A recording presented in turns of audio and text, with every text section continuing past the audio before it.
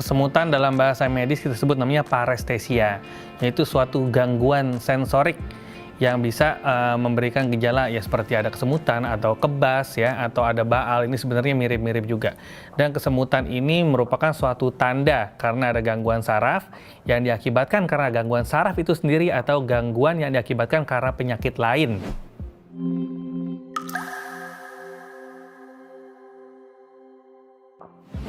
Ya, jadi kesemutan ini bisa menjadi salah satu tanda penyakit bahaya. Tadi disebutkan bahwa bisa jadi salah satu tanda dari penyakit lain.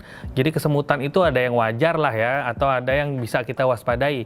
Kalau yang wajar mungkin ya kalau misalnya kita dalam posisi nekuk, habis duduk bersila, dalam kondisi lama, ini wajar lah kita kesemutan. Tapi kesemutan yang terjadi tidak ada pencetus itu harus diwaspadai. Karena bisa jadi ini adalah salah satu tanda dari gangguan saraf atau gangguan penyakit lain.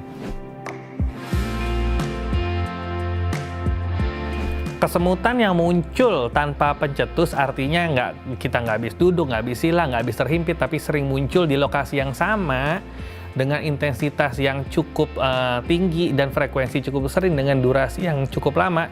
Ini harus dicek ke dokter saraf terdekat karena memang ini harus dicari apakah kesemutannya hanya karena gangguan saraf ringan atau kesemutannya merupakan salah satu tanda dari penyakit yang mendasari.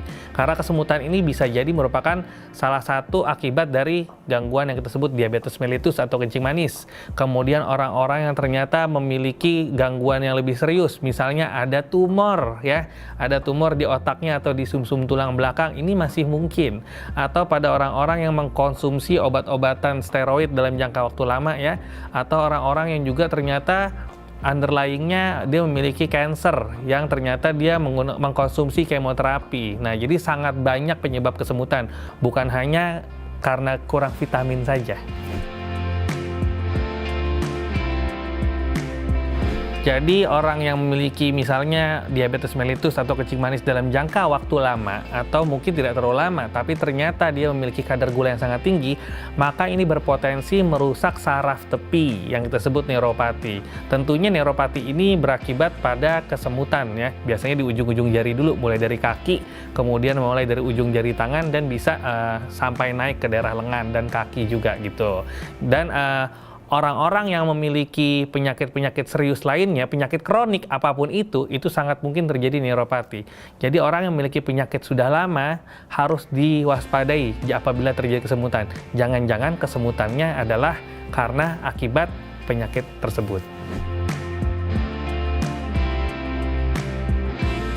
Cari sebabnya, karena kesemutan merupakan akibat ya.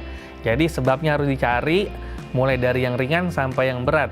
Karena apabila hanya diobati, kesemutan akan kembali berulang dan akan mengganggu, bahkan bisa berakibat lebih serius.